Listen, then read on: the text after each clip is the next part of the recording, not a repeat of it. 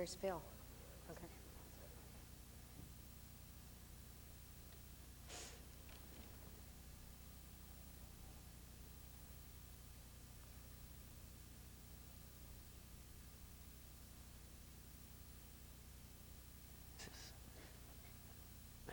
Is this 90 minutes? Oh. We'll end at 1:30.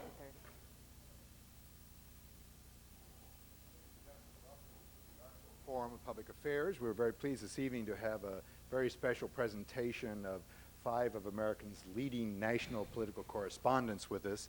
And to moderate our panel is Maxine Isaacs. Maxine is a member of the Kennedy School faculty who has been teaching a course this fall on the 1996 presidential election here at the university. She also has some direct political experience and media experience. She was a press secretary to Walter Mondale. And we're particularly grateful tonight also to Mark Merritt, one of our Institute of Politics Fellows this semester, who had the idea and helped us to bring together these outstanding folks. Ladies and gentlemen, Maxine Isaacs.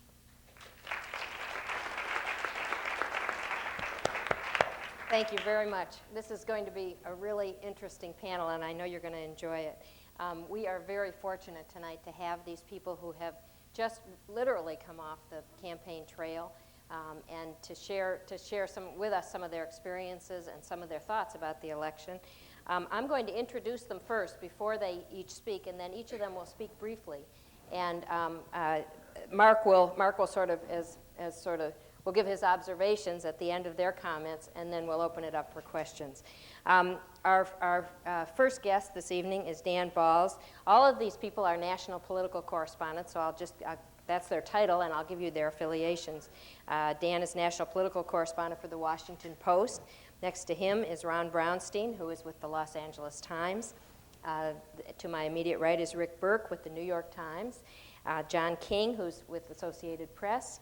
Judy Keane with USA Today, John Harwood with the Wall Street Journal, and Mark Merritt, whom you know from the Institute of Politics, and he was the chief spokesman in the 1996 Republican Convention and communications director for Lamar Alexander for president.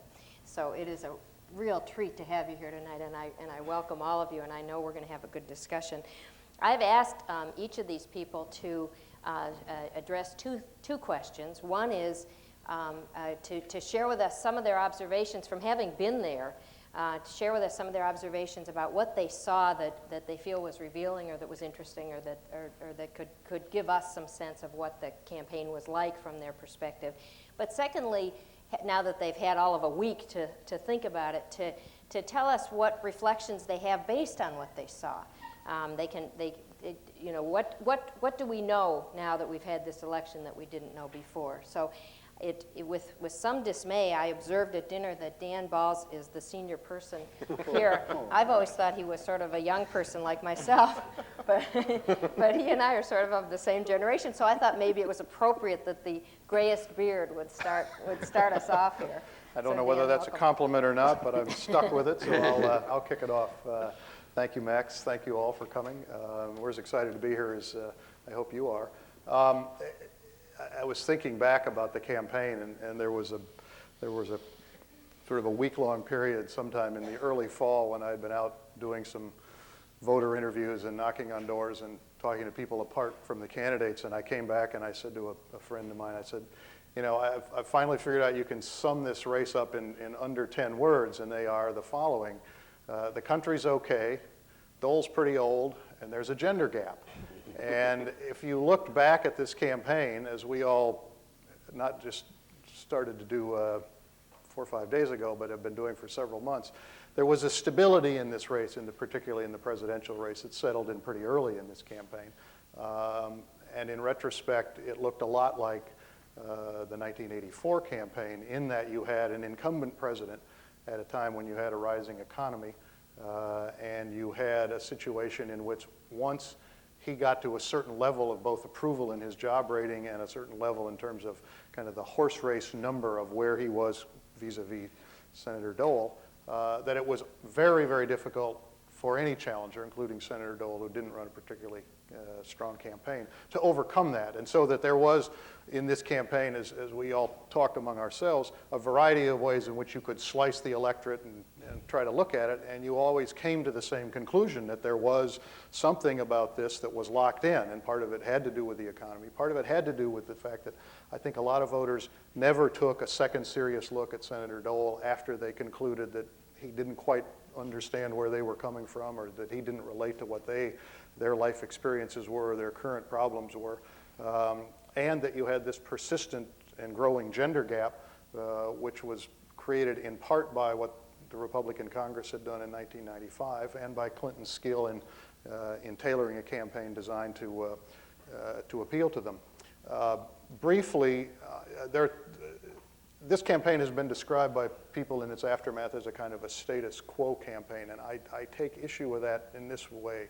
I think that what you have at this point in the country is two sort of powerful coalitions, neither one a majority. Country's not ready to entrust either side with real power at this point, or with all power at this point, and that this campaign was in many ways a kind of a respite in what has been a 4-year debate and argument over the direction of the country and what people want out of the two parties or out of either party, and that what we face, not simply in the year ahead, but probably in the next 4 years, is a continuation of that argument as each party tries to refine itself and its own image to take advantage of what people learned out of this campaign.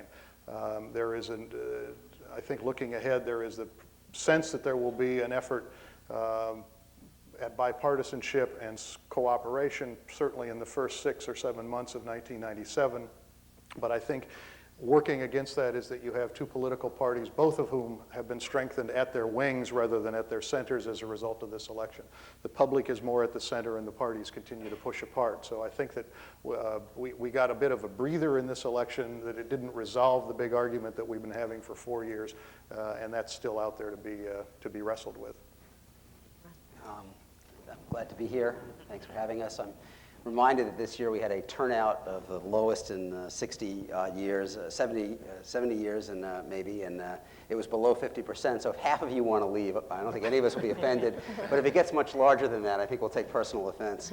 You know, and thinking about the most vivid thing that happened in this campaign is a little like trying to remember like your best bowl of oatmeal. But I can sort of think about it almost by contrast more effectively. I remember in the fall of 1992, being in western Wayne County, which is where, in the sort of the general area of the suburbs of Detroit, is where political reporters always go to sort of harvest swing voters. I mean, it really is Macomb County, which is just north of Detroit, is sort of the classic area, but western Wayne is like that. And I was interviewing voters about the presidential campaign, and one young man got out of a pickup truck, and I asked him what he thought about Clinton.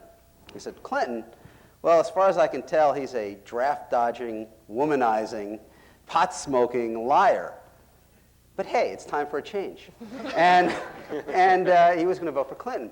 Now, I contrast that with spending a day not very far from there this fall in Taylor, Michigan, which is a very blue-collar suburb just outside the airport, and trying to like generate that much emotion about, that much of an opinion about Dole or Clinton at this point was essentially impossible. I mean, to get a whole paragraph on either candidate out of people this year just didn't happen. I mean, there was a basic sense that the country was going okay, that things in the country were going okay, and that Clinton had improved as president. Even the people who voted against him in '92 generally thought he wasn't as bad as they thought, except for those that really didn't like him. And Dole simply never registered, which is not unusual, I think, in the sense of presidential races are overwhelmingly a referendum on the incumbent. The evidence is pretty strong on that. If people are going to say yes to question 1, which is, yeah, this guy should get another 4 years, they don't often get up to question 2. In terms of sort of thinking about where this leaves us, question 2 would be, would I want the challenger? And Dole really, I think, never broke through that. In terms of where this leaves us, I largely agree with Dan, which is good because we've written a book together and have to put out a paperback, so we don't have to fight about it. I was about to mention yeah. that. No. We don't have to spend the month of December fighting. You know, we've been in a period of sustained turbulence in American politics. We've had 3 sort of striking elections. In '90, incumbents in Congress in both parties saw their share of the vote decline for the first time since World War II. In '92, Bush went from the peaks of the post-Gulf War approval to the 4th largest decline from election to election for an incumbent in our history of his percentage of the vote. And then, of course, we get 94. The Republicans, Clinton comes in, suffers the fastest decline in job approval rating in the history of Gallup polling, and that culminates after some ups and downs in the historic Republican sweep. A similarly turbulent 95, where Republicans come in on great hopes, and Gingrich succeeds in outdoing his baby boom rival by driving down the approval rating of the Republican Congress even faster than Clinton drove down his own in 93. But instead of a total collapse, which is what the previous cycles would have led us toward, we ended up with something like a rough stasis. I would agree with Dan that we've come out of this, I would say, moving from turbulence to uneasy equilibrium, in which you have two parties that are not majority coalitions, but are roughly equally arrayed at this point, with the Democrats, interestingly, now having a tilt in the Electoral College, and Congress, the Republican advantage in Congress, I think, likely to solidify. And there's sort of uneasy equilibrium in policy also, where it seems that we're not going to get the sort of dramatic expansions of government the Democrats talked about in 93, nor the extreme retrenchment that people like Dick Armey would have envisioned coming out of 95. Instead, we're at a more equal balance in which change may not be as dramatic or as sweeping, either electorally or policy-wise, but in fact may converge and allow us to move forward on some of these things where we've been stymied before. Our next guest is Rick Burke from the New York Times. When I think about this election, I think back to a piece I wrote for the Times Magazine that appeared back Labor Day in '95. And I probably shouldn't mention this piece because if you look at it, I was sort of proven wrong when you look at it, but I will anyway. And what my whole premise was, it was sort of a viewer's guide or reader's guide to the campaign of '96, which would be the grandest presidential campaign, the longest campaign, and the grandest, the most exciting that we've ever known to man. And thinking back to that point, I really thought, and I think many of us thought, this would be a great election year. You had Bill Clinton, who was way down in the polls at that point, and he looked very vulnerable. You had all these Republicans coming out to take him on. You had people threatening to run as independents from Lowell Weicker to Bill Bradley to Colin Powell. Remember the whole Colin Powell movement and all that hype? I think that was probably the most exciting part of the campaign of '96, was the whole non-campaign or the book tour of Colin Powell. You had that. So you had what looked like a very competitive race on the Republican side. You had an endangered incumbent. You had independents. You had all this movement, all this stuff going on. And look what happened. It all sort of evaporated, and we had one of the most static races of all time, it seemed to me. And it all dates back partly to very soon after that piece came out, when you had the budget standoff, and the Republicans really never, and Bob Dole for that matter, really never recovered from the government shutdown and the unpopularity of Newt Gingrich. In many ways, this campaign that Bill Clinton ran was more a campaign against Newt Gingrich than against Bob Dole. I bet if you did a check on the number of times the Democrats mentioned Bob Dole and versus Newt Gingrich, probably Newt would come up a close second. Certainly not Jack Kemp. He hardly came up at all in this campaign. So I think back to that, and I also think back to an interview I had with Bob Dole in early '95 when I asked him, why do you want to be president? And he essentially said, I don't remember the words, but he said, it's my turn, essentially. You know, I've run for the nomination before. You know, I've been around long enough. One last mission, it's my turn. And I remember coming out of his office just shaking my head thinking, I still don't get it. Why does he want to be president? And I remember telling my colleagues, this guy doesn't know why he wants to be president. But I was thinking, you know, sooner or later he's got all these hired people around him who will tell him, give him a message, tell him why he should run for president.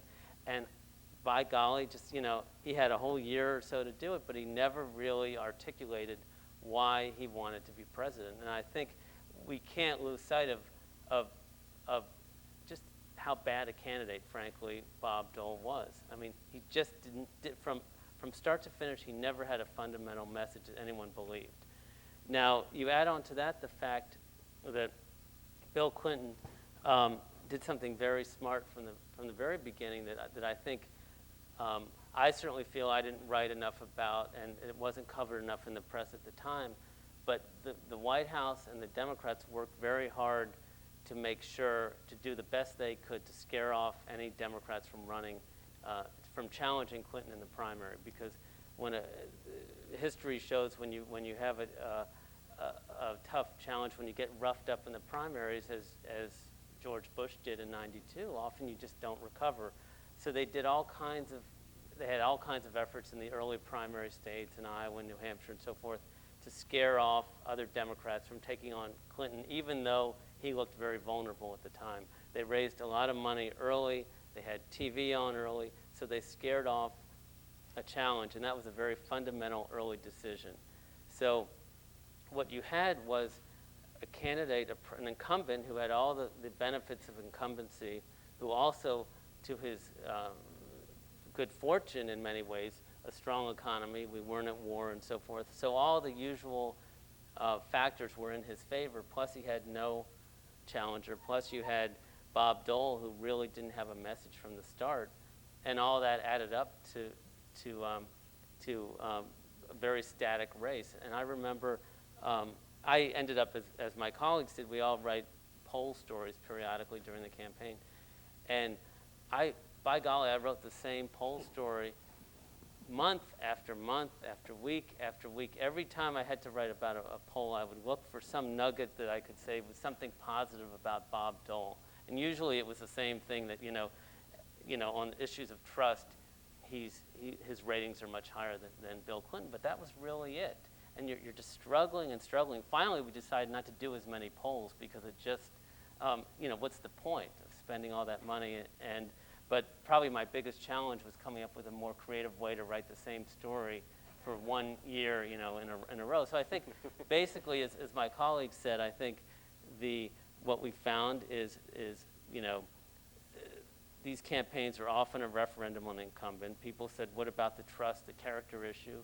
Well, we saw in '92 it didn't hurt Clinton then. And people don't particularly like him or trust him, but as we saw then, they don't trust any politicians these days. So they thought, why not? He's done an okay job. We feel relatively prosperous or economically. So why switch when the alternative doesn't seem to have quite the right message? And I think that's what we saw. I think looking ahead, again, I think it's true. It's a very unsettled political environment. Maybe voters wanted the status quo, but I think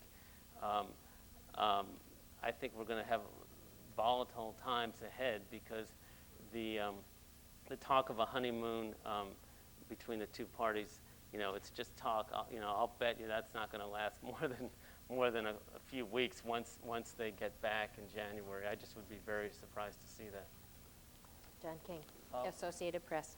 I think in many ways Bob Dole asked the threshold question of the election near the end when, in one of his more honest moments, when I think he just said, where's the outrage?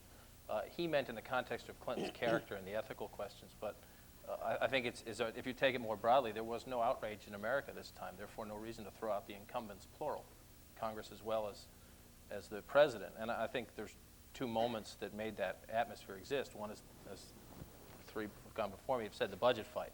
Clinton masterfully took advantage of the budget fight and has Newt Gingrich to thank, A, for the lack of a primary challenge because it rallied Democrats around Clinton at a time when his own standing among Democrats was in the tank, and B, that it gave Clinton an audience, a forum.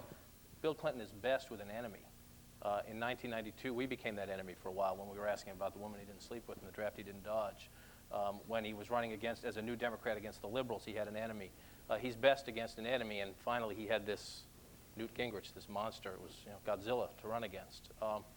And I think the other incumbents, the Republicans, benefited enormously from the August pre-convention period where the congressional Republicans decided to protect themselves and sell out Bob Dole.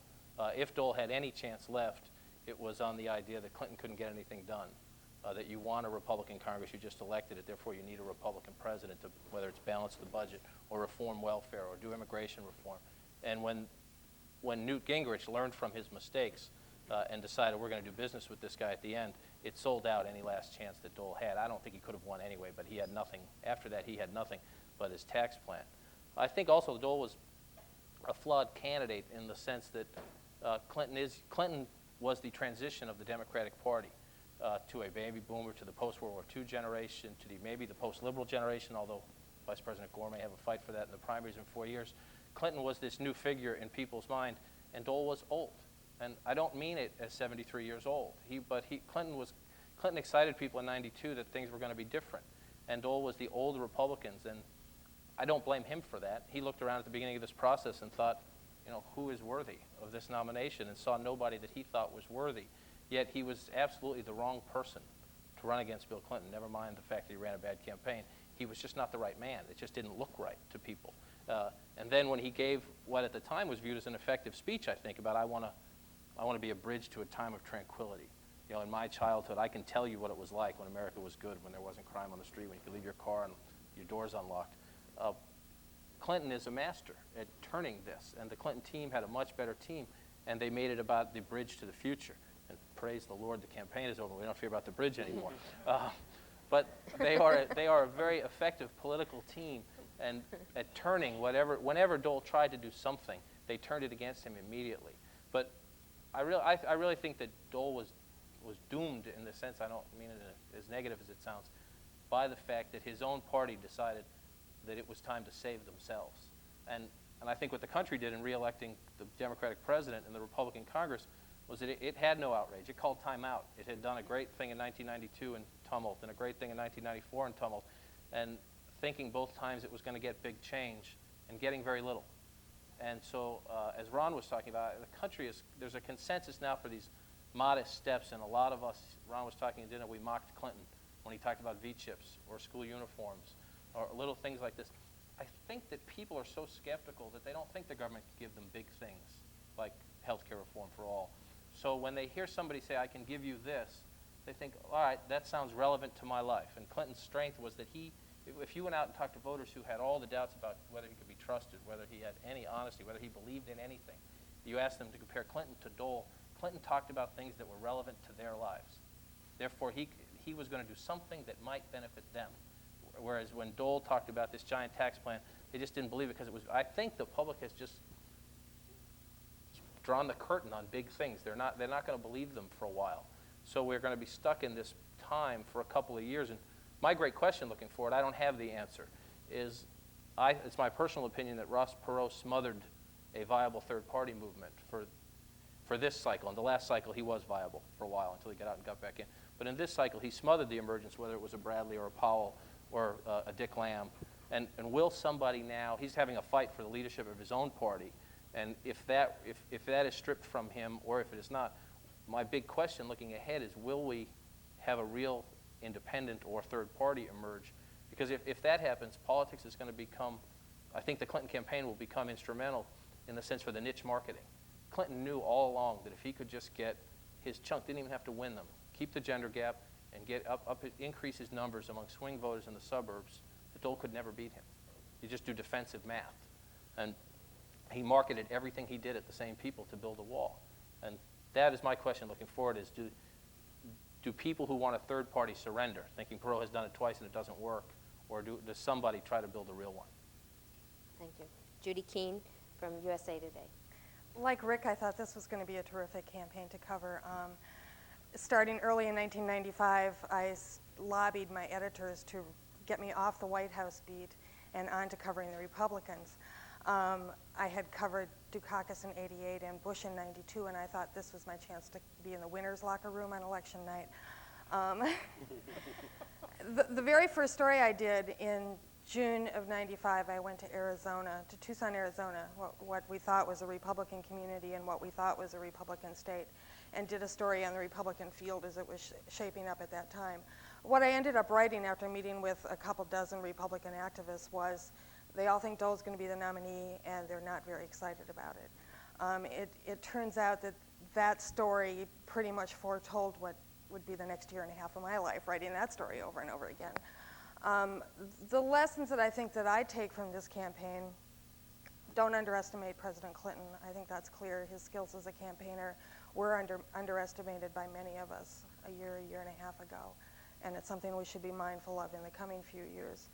And the other impact of this campaign, I think, will be a real change in the way the Republican Party chooses its next nominee. As Rick also said, this was a hierarchical choice to choose Bob Dole. I think the Republican Party is going to undergo a real period of self-examination here, and I think that the way it has chosen its nominees in the past is now going to be changed forever. So Let me introduce you. Oh, This sorry. is John Harwood from the Wall Street Journal. And I'm the fortunate one that gets to go last after all the points have been made, but I'll take a crack at it anyway. I'm struck, like my colleagues, at the solidity and the stability of this race. I went back and looked at our polling from earlier in the year before coming up. Our poll in January of 1996 had Bill Clinton 47%, Bob Dole 40%. The last poll we did, first couple of days of November, Bill Clinton was at 49%, Bob Dole was at 37%, it ended up 49 to 41. Nothing much changed. There was some change in some of the other questions and sort of barometers of the country's mood. Early in the year, you had a solid majority of people still saying that they thought the country was on the wrong track, which was a source of hope for the Dole campaign.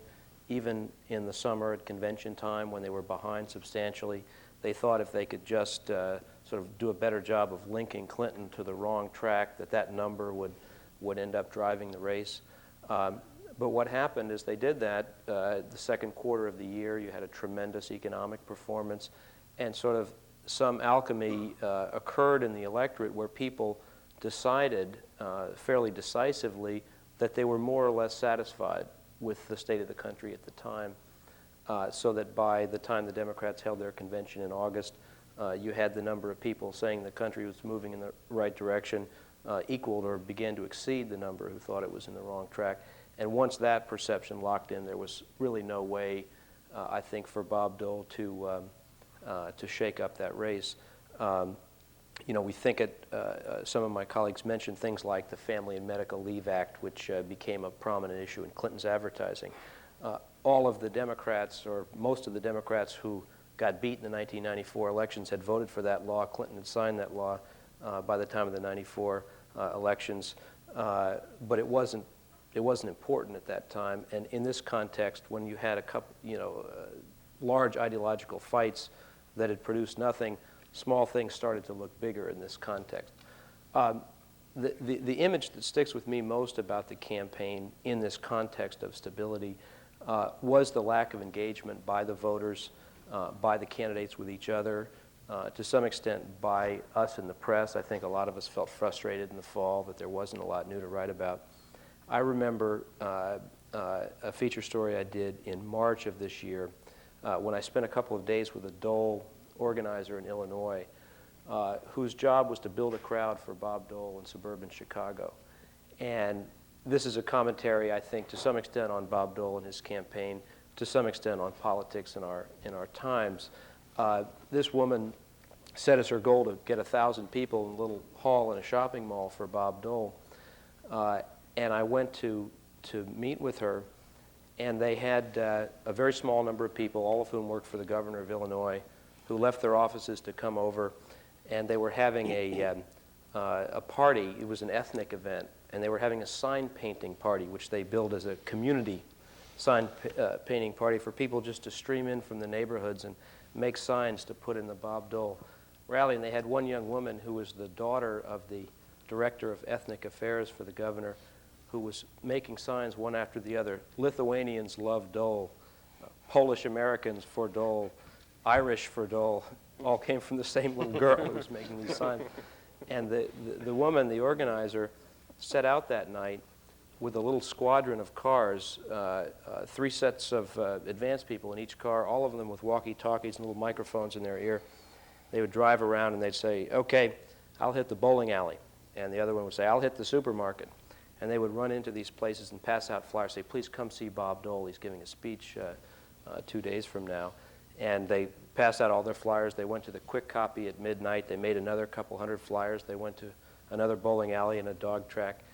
And at the end of the day, they had the event on Sunday, and maybe 250 people sort of made their way into this little hall, all of whom were activists in Polish Republican organizations. And it just struck me, it gave me actually some sympathy for those activists in the political campaigns who sometimes seem like people sort of sitting on top of the ocean making a little splash with their paddles, and the vast ocean doesn't move and nothing happens and they don't get a response. And I think that was true through the course of the year. You had conventions that in huge numbers people didn't watch. You had debates that people didn't watch, and then you had an election that most Americans who were eligible to participate in didn't show up for. The reasons for that, it's consistent with a long-term decline in turnout, though turnout edged up in 1992. The reasons for that, there are some good news reasons. People were generally satisfied with the economy, so presumably a run of bad news might gin up interest and get people out next time. Some of it is cynicism about politics and the process, lack of interest, overexposure. Some of the reasons why this young woman couldn't get people out to hear the putative nominee of the Republican Party. But I don't really have an answer to that question, and that's the enduring image that stays with me. Mark Barrett?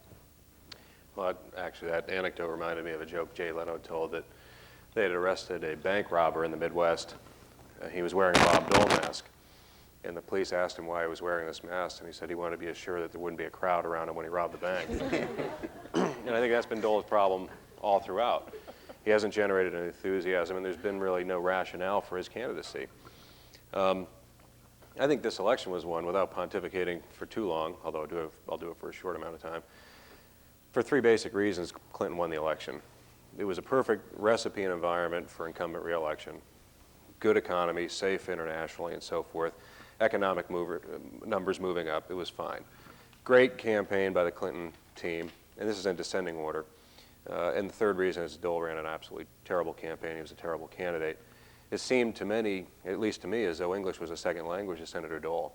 You couldn't understand what he was trying to say. Even Republicans couldn't quite understand why he'd do things. I mean, even political consultants, we kind of look at each other after newscasts and we say, why did he do that? And we couldn't figure it out. And we knew that after a while we stopped assuming that there was a strategy or a logic to why he was doing these things, and it was just Bob Dole kind of saying stuff.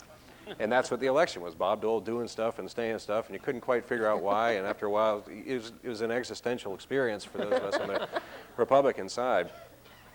But you know, I think it was still an interesting campaign. It was interesting to see. I think that President Clinton and the Clinton campaign team did a remarkable job that will be followed in the future by Republicans' campaigns. We were alluding to this in the meeting previous to this.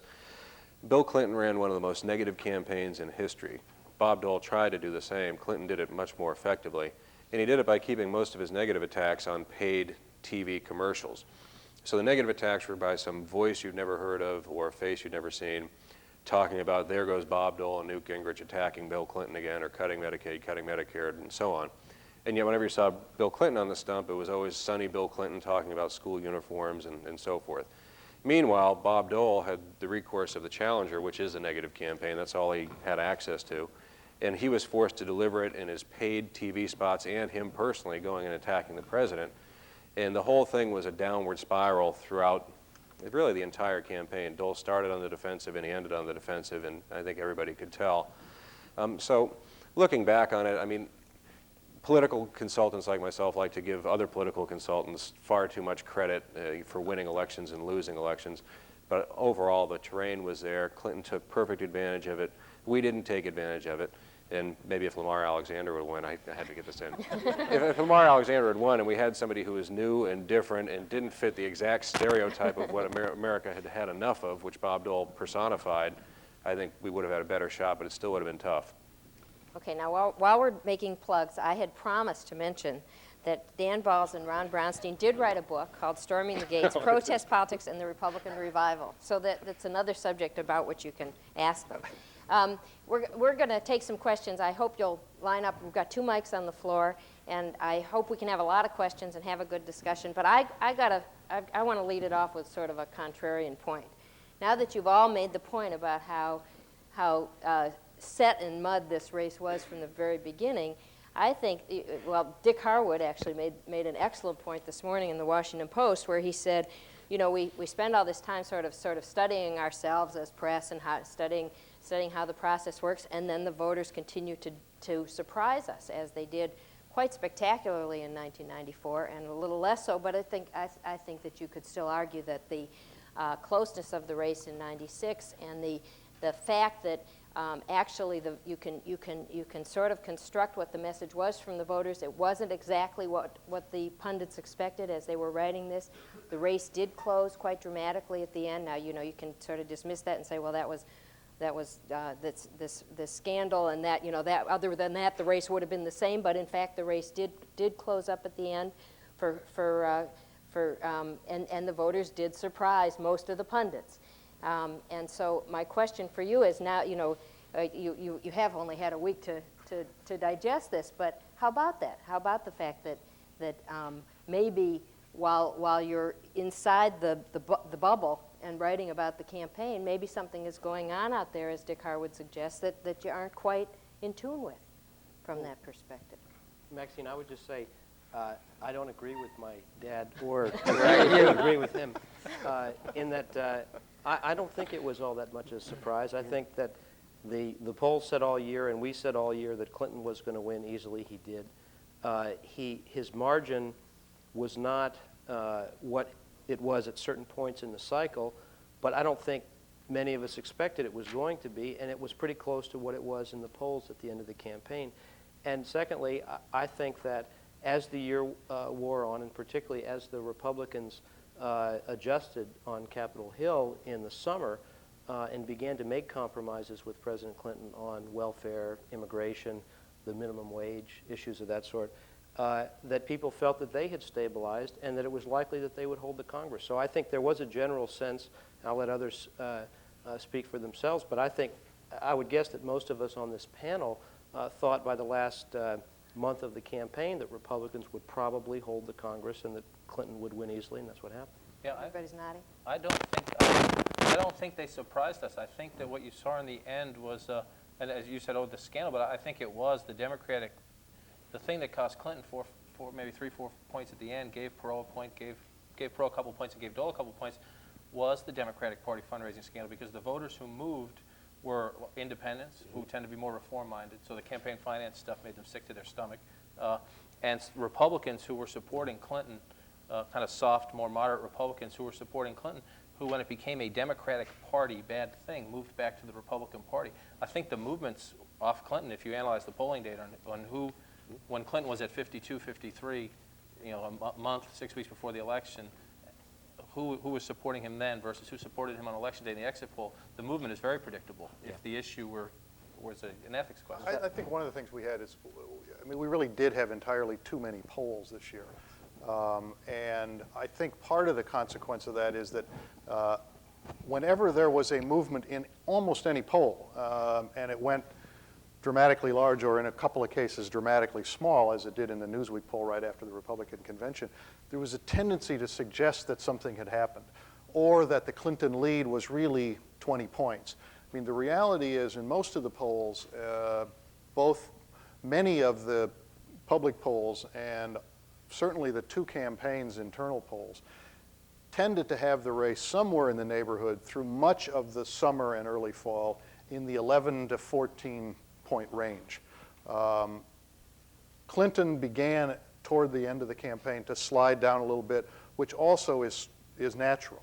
The incumbent, particularly one who has the flaws that Clinton had, there was a kind of a settling, and if he had been at 54, he began to settle down closer toward 52, 51, 50 in the last 2 weeks. Some of it may have been related to the campaign finance scandals. I think some of it was more natural. I don't think any of us ever thought that this was going to be an 18-point race. I never suggested it did. But the truth is, Dole never really did get close, including at the end. An 8-point gap at the end translates into an electoral landslide, 379 electoral votes for Clinton. So that in that sense, I think, the polling, while erratic, and I grant you that, and the erratic side of it got more attention, was in general relatively good. The larger point, the voters' unpredictability is what keeps us going. You know, if it weren't for that, this would be a far less interesting profession to be in. I mean, that's what makes politics interesting, is that voters are, in the end, unpredictable in some way or another. In every election, as you look back on it and look at what happened, there's interesting things that come out of it. Let's start with a question over here. It seems that a central lesson to this campaign cycle, you guys have been talking about voter participation and turnout and so forth, is that voters don't like to be told that their vote doesn't count. And I'd like you to respond to 2 points. One, that for months and months before the actual election day, the media kept turning out, you know, it didn't matter. I mean, it was going to be an obvious landslide. Dole had no chance of winning. And I think that might have, you know, caused people, you know, both on Clinton and Dole's side just to say, well, we know what's going to happen. Why should I go? And secondly, I remember in the 92 race, there was an agreement among media, correct me if I'm wrong, that the media would not release the results on Election Day until the polls closed in the West, thus allowing Californians and people in Oregon and Washington and so forth to vote without knowing that, well, the race had already been won, Electoral College was over. I'd like to know what you think about that. I think there's something to that. I mean, I think it would be hard to avoid the conclusion that the persistence of Clinton's lead in the polling and the reporting on that, you know, had an anesthetizing effect. We talked about it before, not only on the public but the press, in terms of how we covered the race. But I would say it was clearly larger than that. I mean, to say that was why turnout was down compared to 92, I think is to oversimplify. That was one factor. I think a bigger factor was that you had two candidates who, in a variety of ways, were not nearly as creative and energetic as the candidates were in 92, in aggressively seeking out new ways to engage voters, and 92 was a real breakthrough year on that, and almost all the gains were given up, surrendered. We went back to a very traditional stump speech, get on the evening news, soundbite campaign with two candidates who were well-known, who did not engender huge amounts of enthusiasm. I mean, I think people were basically satisfied with Clinton, but, you know, there is a portion of the electorate that really likes him, but it isn't that big, and certainly with Dole, it wasn't that big either. There was not a sense of that kind of large possibility. So yeah, I think you're right, and to some extent, there's no question that having a year in which you know, people are told that this is you know, told because in fact, you know, you're seeing it in polling and that it is a stable race has to have some effect, but I don't think it's the only effect. Anybody else want to add I anything? guess I'd like to observe that the Dole campaign itself, in a way, sort of fed this perception that you described of people thinking that it was over. The Dole campaign, starting with the release of its economic plan and the 15% tax cut, naming Kemp to the ticket, the two debates, the convention before that, kept saying, here's our fresh start. Here's a chance for us to get back into it, thereby acknowledging that they were, in fact, in a real deep hole. The dilemma for the news organizations, of course, is to report the reality of what's going on in the race as reflected in the poll and as reflected in what we see and hear out there without, in fact, saying that it's over. It's hard for us to write stories saying Dole still has a chance when, in effect, it's pretty clear he does not. And his campaign itself is flailing rather publicly and defining it as that while it doesn't. That's a dilemma for us, too. On your point about calling the race, I think if I were a political partisan or a voter who lived on the West Coast, I would be irritated by also by the phenomenon of the election having been declared before I'd had a chance to get to the polls. I've never looked at the mechanics of how you might generate a system where you had uniform poll closing times, but I think you could make a pretty strong argument that it's a good idea if it could be worked out, and so I do think that's a real issue. Of course, the Dole campaign conceding before the polls closed in California probably didn't help either. Let's go. I don't know how you get around your basic point about, you know, the inevitability of it seemed like of a Clinton victory. It seemed preordained almost that he would win, and you're always struggling as a reporter to want to be even-handed and to leave openings and so forth. But when one candidate is so far ahead from the start, you know, what do you do? I think it would be unfair to cast it any other way if when the reality is the reality. It was pretty clear early on in this race that there was not much public interest. I mean, you could see it. You could see it in January in New Hampshire. that compared to 4 years earlier, now obviously the economic situation in New Hampshire had turned around dramatically from 92 to 96, but I was in New Hampshire the first week in 1996, and the voters were just not engaged in the way New Hampshire voters normally are, and that was a pattern that followed all the way through the rest of the year. I mean, it was us, to some extent, reporting back from talking to voters in lots of different places. It was clear they were not interested in these candidates in the way they had been interested in.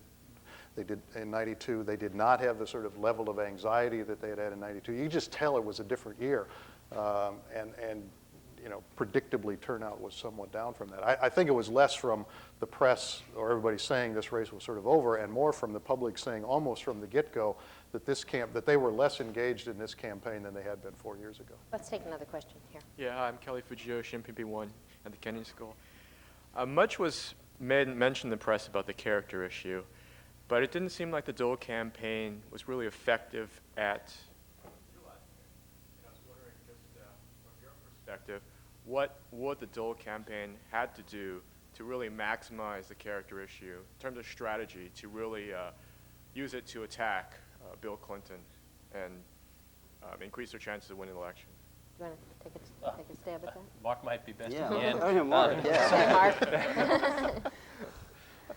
Want me to start? Okay. Yeah. Well, first of all, I mean, we saw that the character issue didn't get what we needed to get back in 1992. And to replay that again, I don't think was smart. I mean, I think we needed to some degree, have to raise doubts about the incumbent, and it's good to do that amidst a series of other ways to raise questions about the incumbent, along with presenting your own proactive agenda. But nonetheless, the problem that we had in the campaign is the campaign's reflective of the candidate. The candidate didn't have a strategy for delivering this information. And so what the candidate did and what the campaign did is they had a different kind of mudslinging of the week that was going on, in which constantly what happened is they'd begin one attack, and then as that was beginning, somebody would leak what the next attack was going to be for the next week and steal the coverage from what just happened, and all of a sudden you just, I mean, and you all can comment on this if you want, but there was no coherent strategy for delivering the information. The other problem was that Clinton had done a great job of doing what I consider kind of the dirtiest and most effective negative attacks you can do, is attack the other guy for being a negative campaigner, attack him for being a mudslinger. And Clinton had done that to Dole early on, so that anything that he tried to do in attacking Clinton's character was already kind of tainted and muddied up with the fact that here's desperate Bob Dole. He's mean, we all know it anyway. He's going to throw a lot of mud. He's already leaked that he's going to do it, and now here's the mud he has. So, I mean, before the stuff even got out of the gate, it was delegitimized. I think that Dole expected voters to do a lot of that themselves, just by looking at the contrast. And there's a lot of criticism of Dole coming from up here, and some of it it's unfair in the sense that he is of another generation. And in his mind, voters would look at Bill Clinton next to him, and in Bob Dole's mind, he served in the war. His personal integrity has never been questioned. And I think in Dole's mind, he thought a lot of people would just look at the two of them and say, this is about president, and pick Bob Dole. And politics has changed a great deal. We have attack ads. We have niche marketing. There's not 3 newspapers anymore, or 3 magazines anymore. People get their news from 100 different ways. The environment has changed in ways that he is just not cognizant of. And that's not an indictment of him, the man. He's a great man. But I don't think he understood the environment he was in. And in his mind, one of the reasons I've always been fascinated by Bob Dole, I think that he wanted to be the nominee because he has always thought of himself as a better Republican than Ronald Reagan and George Bush. I was the county chairman. I've worked in the trenches. So it was, I thought for the longest time, until he quit the Senate, that the most important thing for him was not being president, but was to prove that he was the top Republican. And I just think as we criticize him, we don't think like he does in a lot of ways, because he is of a different generation. And that's not a criticism. It's just sometimes I think he was a square peg trying to fit into a round hole. I'd add to that, however, that George Bush made the same mistake in 1992. He assumed that the voters would see Bill Clinton for the man he thought he was, that he was not up to the job, and that he didn't have to drive that point home. He erred, I think, in assuming the voters would make that judgment, and Dole, I think, repeated that mistake.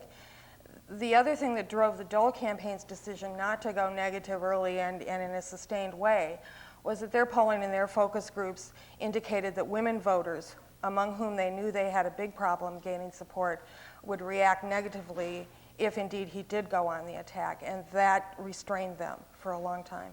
Bill Clinton is the Timex president. He takes a lick and keeps on ticking. He just keeps going.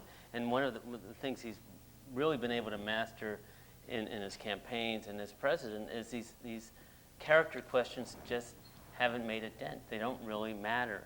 As Judy said, we saw in '92, Bush tried those attacks. They didn't work. People don't like these questions that arise, but they're not enough in this environment these days to stop them from voting for him for president. I was struck in the final few weeks of the campaign, if you look at Bob Dole's attacks on Bill Clinton and you look at George Bush's 4 years ago, almost identical. Some of the same lines about, Halloween and he's scaring us, he's doing all these, just these same flailing lines that didn't work then and didn't work this time.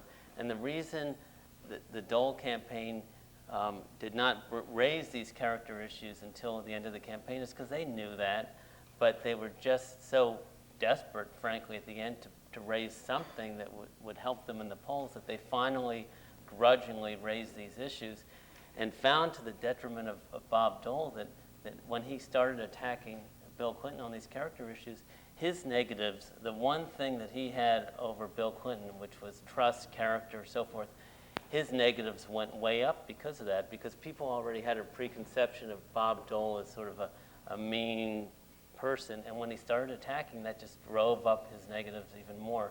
One thing that struck me in interviewing voters around the country in the last couple of years is you'd mention Bob Dole, and often I would get the kind of response, you just say, what do you think of Bob Dole? And they'd go like that.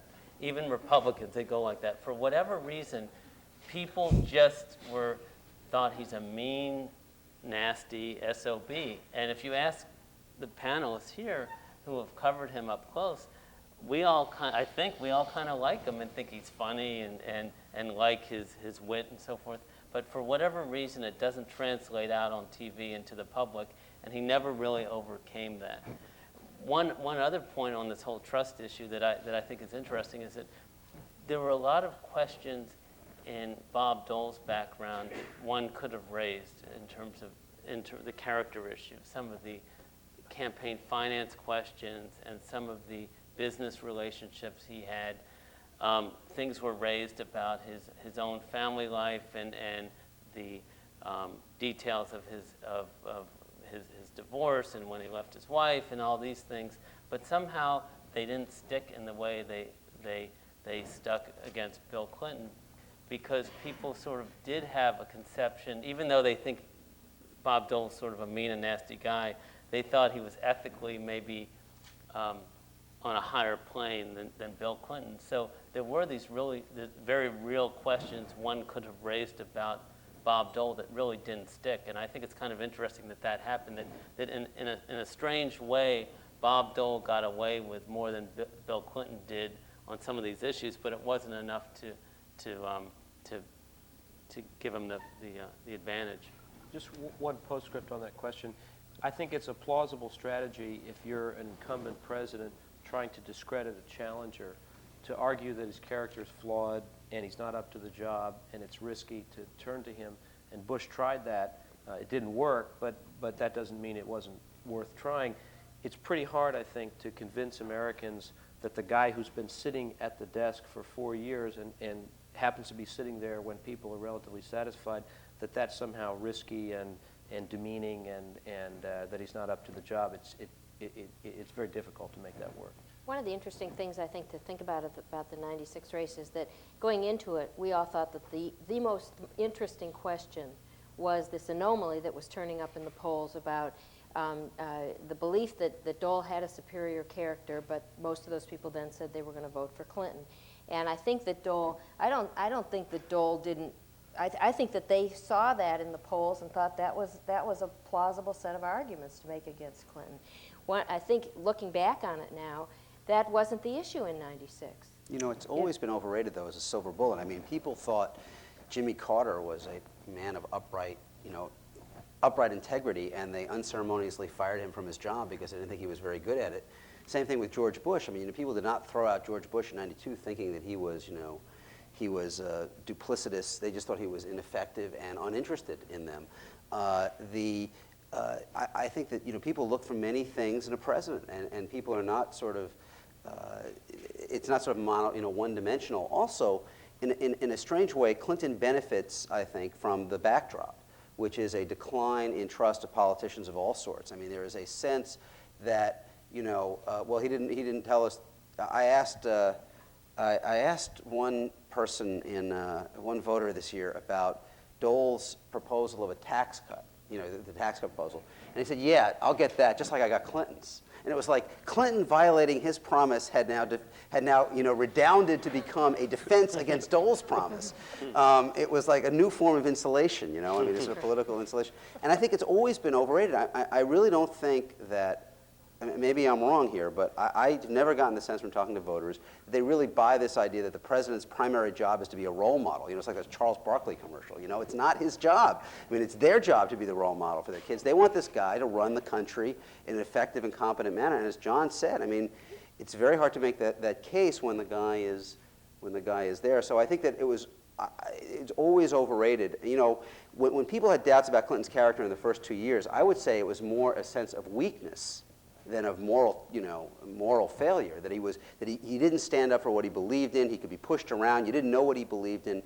And rarely do we get as clear a pivot of a presidency as polling and just, I think, our own empirical sense gives us of the budget fight. Because Clinton was redefined against the backdrop of Gingrich in 2 ways. He became moderate instead of liberal and strong instead of weak. And that sort of rode him through the rest of the way. And I think those sort of expressions of public character were more important to people. And the only times he runs into trouble on character are public character issues, contemporaneous issues like the DNC fundraising, like the FBI files, which is very different, I think, in people's minds than Whitewater, sort of in the dim past. Things that are going on, how he uses his public power. That's still real, that's still legitimate. But this idea that I am a better man, people would sort of think I'm a better man, therefore I'll be a better president. I don't think that's the characterization people go through. Please, introduce yourself, please. Hi, my name is Michelle Greenstein, and I'm a student here at the Kennedy School. And my question was about the 1994 elections. And something that kind of puzzled me was Democrats really strove, it seemed, to separate themselves from Clinton during that campaign. And yet, kind of knowing that Clinton's a good campaigner, and then with hindsight, seeing that a lot of them lost, do you think that they made a mistake in that strategy? I think they absolutely made a mistake. You notice at this time, as I mentioned earlier, Republicans sold Dole out by doing policy, by doing business on the Hill with Clinton to protect their incumbency in Congress. Yet they never sold Dole out publicly. The Republicans were never afraid to appear with Bob Dole at an event. He's not nuclear. Clinton in 1994 was viewed as nuclear, that he would hurt you. But I don't disagree with the idea that you need to distance yourself from Clinton, because indeed he was nuclear at that point. But at the same time, you create a confusion among voters. Democrats, the problem in 1994 was Democrats didn't vote. And I think because they were confused by all the mixed signals they were getting. Clinton was saying one thing, the party was kicking him, and they got demoralized. And they just, what is this about? And whereas the Republicans were unified, and they turned out, and they voted. So it's a mistake, but I don't know the answer. Because he was nuclear at the time. There's a little circular logic to that, though, because part of the reason he was nuclear was their inability to see the Democrats in Congress, how their fate was tied into him from the beginning. I mean, really the mistake wasn't running away from him in September and October. It was not overcoming their internal differences in the entire year of 93 and 94 more effectively to try to produce a record they could all run on. I mean, they all thought, it was a little bit like the prisoner's dilemma, where if each person took the actions that would maximize their own individual chance of survival, they would increase the chance they both get caught. And that's really what happened to the Democrats. The conservatives voted against the crime bill because they thought that would help them in their district with the NRA, and the liberals, didn't like this aspect of the budget bill. And then they all sort of thought, well, if I compile a record of votes in my district, which is where they'd always dealt with Republican presidents, it was like, well, then I'll be in a good position. And in fact, the floor kept dropping beneath them. And they conspired to lower the floor to the point where no matter how hard they climbed, they could not get above the waterline. Another aspect of 94 is if you look at where most of the Democratic losses occurred in the House, they were in districts which had generally voted for Republicans for president. but in which the incumbent Democrat had become too identified by virtue of his or her votes in 93 and to some extent 94 with Clinton.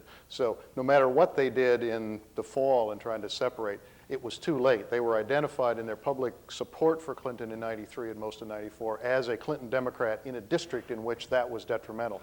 In areas where the constituencies were more liberal Democratic, the association with Clinton was not a problem. It was particularly in those southern and some of the western districts, moderate to conservative districts, where incumbent Democrats really took the hits in 94. Hi, my name is Mark Jones. I'm a second year at the Kennedy School. Time magazine recently came out with their post-election issue and almost in a self-congratulatory way put their articles about what they didn't use but could have used during the campaign. Including some allegations or rumors about an affair by Bob Dole about 20 years ago. So my question is this: if it's not appropriate to use in the campaign, is it appropriate to print after the campaign? And is there an issue about whether or not that person is still a public figure? And more broadly painted, what is inappropriate to report in political reporting? Explain how the Post dealt with this, Dan. I knew this would come up. Yeah. The truth is that actually appeared before the election. And our newspaper went through a very long internal debate about that very subject. We, and not only us, but we were one news organization that during the summer and early fall began doing reporting on whether Bob Dole had had a mistress during his first marriage. And established that there was a woman who came forward to tell us about it. We talked to the Dole campaign, we talked to others. There was no effort to refute it. The question was, in our news organization, is this a relevant story and should we print it? And there was a very strong internal debate at the Washington Post about what to do about this. And in the end, Len Downey, who's our executive editor, made a decision that we would not run the story, that it was not relevant at this point. It was 28 years ago, and we would not run it. Then it appeared in the National Enquirer and the New York Post about 2 weeks before the election. And at that point, we felt that we owed it to readers to say, here's what we know about this. It's now in the public domain. We had no reason to disbelieve it, but nonetheless, we chose not to run it. And so I think what's happened in these campaign postmortems, it's because it's in both the Time and the Newsweek summary of the elections, is a replaying of that in part to look at what happened internally at the Washington Post and some other news organizations about it. I mean, I think we made the right decision initially in not printing the story. I didn't think that at the time it was a relevant story. Interestingly enough, and we've all commented on this internally at the paper, we published this in the way toward the bottom of a story one Saturday morning, the day after it had appeared in some of these other papers. And it disappeared. I mean, it was as if we never published it. And our thinking was, what if we had gone ahead and published this? Would it have disappeared in the same way, or would the Washington Post breaking the story have given it greater credence and therefore a lot more publication? But that, I mean, your question is very good, but that's what happened at our organization on it. There are no rules in news organizations for how to deal with these issues. Perhaps there should be. It always seems to cause internal consternation. At my newspaper, after it appeared in the National Enquirer, there was discussion of should we repeat it in our newspaper. We would have had to do it with attribution only to the National Enquirer, which didn't quite seem like the right way to go. I think it probably happened to many other news organizations. Do you repeat this or do you not? If you can't confirm it with your own independent reporting, do you repeat it or not? This is an issue that hasn't been resolved. Was it relevant? I don't know. Do you think it was?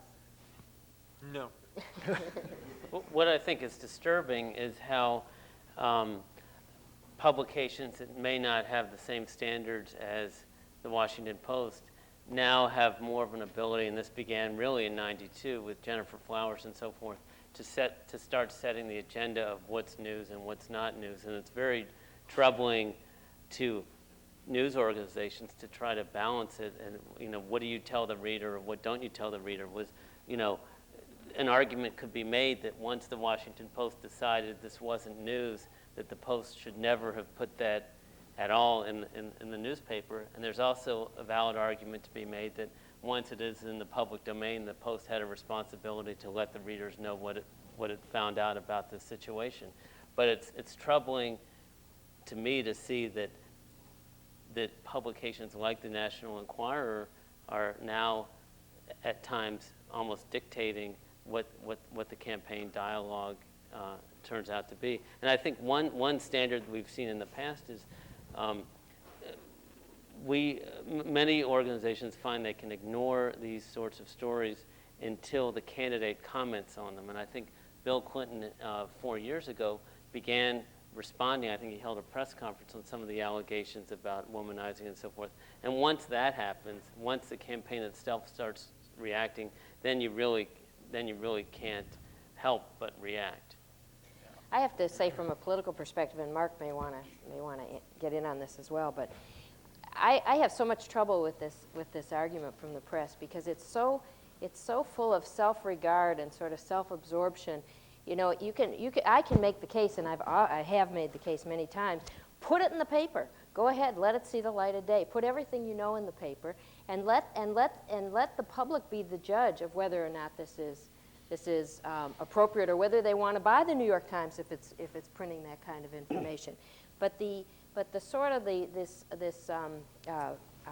obsessive occupation with whether or not we journalists should be doing these kinds of things is to me sort of beside the point. I would also question the Sullivan decision and let public figures, if that information is printed and it's inaccurate, let them have some recourse. But I think we're overly preoccupied with our as journalists. I'm saying we, sort of the royal we, in terms of the way in which we're regarded. And I think we ought to spend a little bit more time just reporting what things that we think are worthwhile, making those judgments, stepping up to it. It's a tough call too in this, because there's an experiment that was tried in North Carolina in something called public journalism, where all the newspapers and the local TV stations, not all, but most of them, got into sort of a cartel where they did a poll of voters and found out what they were interested in, crime, welfare, whatever, and decided they were only going to discuss those issues, and they weren't going to cover mudslinging process, horse race type of questions that went in the race.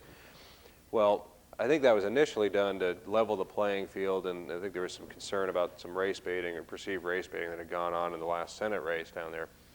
Well, it ended up backfiring to some degree, because in the last few weeks of the campaign, it became known that Senator Jesse Helms had received $250,000 from Taiwan for, I think, his library or something of that sort. And, of course, Helms is very prominent in foreign relations in the U.S. Senate. And Harvey Gantt, his opponent, was very frustrated because nobody in the news would tell voters about this, because they assumed it was an irrelevant issue. And it may or may not have been, but there are some very relevant character ethics issues that could have been raised and could have been substantive in the campaign. But because the media had gone to such lengths to do responsible journalism, it may have had the law of unintended consequences and screwed up the dynamics of the race. There was another example in this campaign of a story being broken in a tabloid and everyone having to follow. What if Dick Morris had not resigned the day that this story appeared in the tabloid about his affair with a mistress in Washington? What if he had denied it and had not resigned, and the Clinton campaign and the White House just simply refused to say anything about it?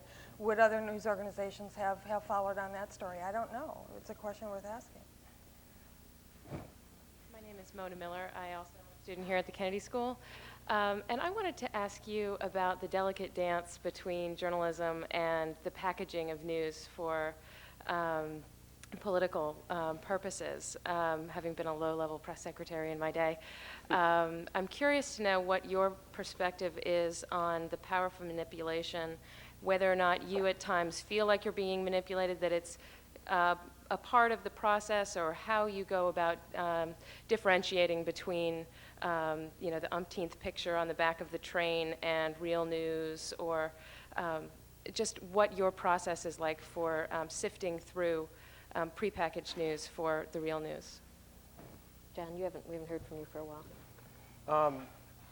Well, campaigns are trying to manipulate the press and trying to manipulate the electorate. You know, what we can do is take the information that we get, try to analyze it as honestly as we can, and get to the bottom as best we can of what they're proposing, what they might actually do, why they're proposing what they're proposing. So, I mean, I think that's a fact of life and in the nature of our business, and something that we all accept and work with, I would say. Yeah, I for one semester, taught a class in journalism, and I wasn't very good at it. But the one thing I kept reminding my students over and over again was that the first three letters of news spell new. So we do, I think sometimes you only get access to the candidates if you go to these packaged events. So I think we feel manipulated every day in the sense that we get dragged out to things that we know are total horse. You may fill in the blank. But you go to them because you still get to see the candidates and their interaction with people at these events, or maybe the only time you get to ask them a question, or sometimes these great events collapse. So you go to the mayor. I mean, one of my vivid memories of this campaign is, Bob Dole refused to come to Chicago before the Democratic convention because he thought it was unpresidential. Then all of a sudden they realized they needed an event. They wanted to do something. So he comes to suburban Chicago and gives a drug speech when his advisors want him to do a tax speech. And he gives a Clinton is soft on crime and drugs speech standing under a banner that says 15%. Because it was supposed, because a week, 3 days previously it was going to be a tax speech. So that was an invented pre-packaging thing that blew up in their face, sort of. So yeah, we feel manipulated, but I think some people over-complain about it. It's your job if you're a press secretary, and no press secretary is no low level. It's your job to try to manipulate us, and we have to understand that. There's no shame in that. Well, and if I could just add, not knowing anything about political manipulation, obviously, working for a failed presidential campaign, I should brush up on that a little bit. There's another thing, too, is that you only have, now that the soundbite is 7 seconds for presidential candidates. A lot of the so-called manipulation is really just trying to package a message so that it is coherent in every way, visually, the background, the location, who's standing with the candidate, what the candidate's saying, what the soundbite is.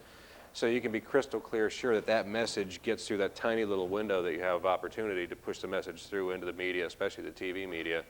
And so, I mean, you can't really get away, especially in national politics, with just totally trying to manipulate the press on some issue that's not relevant to what's going on and just seizing the agenda because you got some kind of brilliant idea you want to push. It doesn't work. But what does work, and what political consultants have a responsibility to do, and which sometimes actually is a service to the press corps, is to present information in a packaged form so that it's crystal clear what you're trying to say, how you're trying to say it, with whom you're saying it, and so forth. So, I mean, consultants sometimes like to act like, we got all these brilliant ideas, and some of us do. Usually it's just basic implementation of basic politics to get our message out. Sharon, you've got the last question. Yes, my name is Sharon Simpson. I'm a student here at the Kennedy School. I was wondering, is it true that nothing happened at the political conventions? And if so, does 1996 represent the death knell of journalistic coverage at the conventions?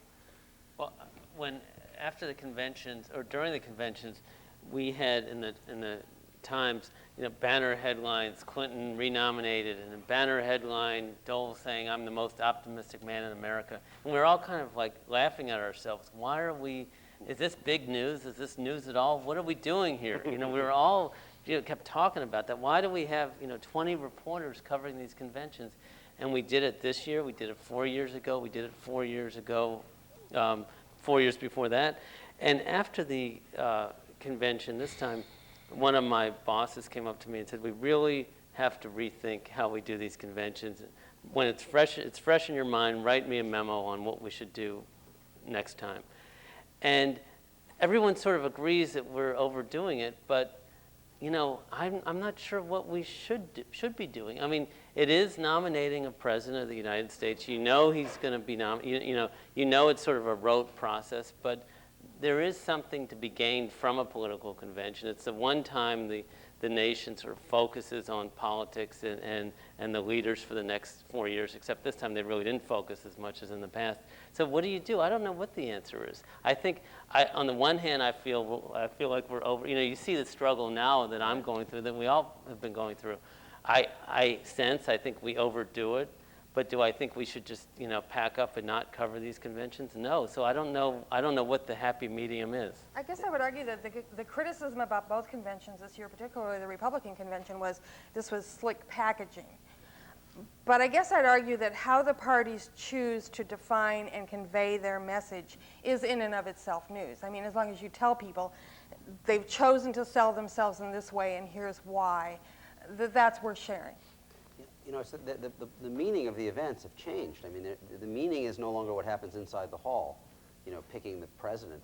It's what happens outside the hall. It's the message they send out. And I think they have to evolve because, I mean, apart from the tourist bureaus at the host cities who exert enormous pressure for a 4-day convention, there really is no point to it anymore. But there is a point, as you suggested, there is a point to one point in the summer where each party gets two nights of television to sell what they want to sell. I mean, to sort of put out, it isn't like we sort of have this vast attention span to the campaign all year that it's such a bad thing that the campaigns get 2 nights to say, look, this is what we want you to think about over the next few months. And I think she's absolutely right. That's what we have to cover.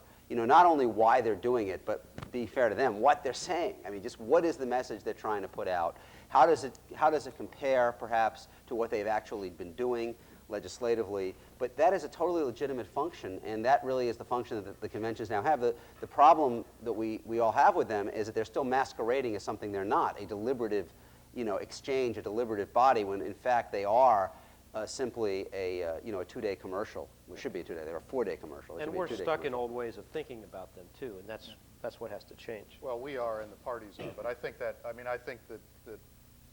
they are an anachronistic institution at this point that will have to undergo change. I mean, the best, smartest piece critiquing the conventions was written by our moderator. It's an op-ed piece in the Post after one day of the Democratic convention and a week of the Republican convention, in which Maxine rightly said, what's the matter with the parties that they're afraid to have a real discussion about issues and ideas? They shrink from this and they're going totally into emotion and, pathos and bathos and take it beyond that. We talked about this at the time of the Democratic convention. There were 2 Democratic conventions. There was the convention that occurred during prime time, which was one type of convention, which was aimed totally at people who they believed hated politics, hated politicians, didn't want to talk about ideas, didn't want to have engagement or argument. And there was a convention that went on just before the primetime hour of television, which was an old-fashioned kind of rousing rhetoric, play to the Democratic base, rev up your supporters, get them going. That can't continue, I don't think, as a viable institution. I suspect they will be shorter, briefer. My old colleague Paul Taylor, who's now headed up the organization to try to get free time for candidates on the networks, had an idea during the Democratic convention. He said, look, why don't we propose that both conventions be held the same week in the same city? And each party would get sort of one chance one night and the next party the next night. The press would love it because they could cover an argument. The parties wouldn't have to have 4 whole nights. They could really concentrate on 2 nights.